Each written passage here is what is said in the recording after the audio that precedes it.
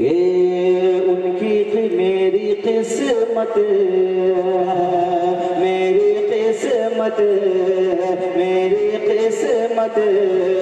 में तू रहमत का खजीना लिख दे, मेरी किस्मत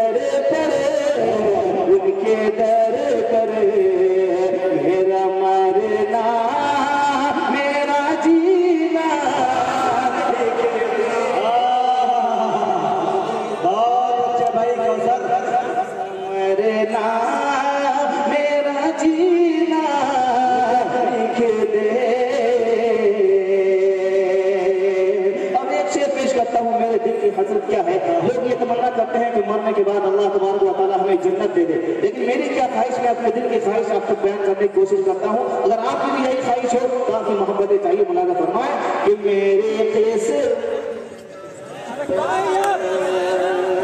के तेज जन्नत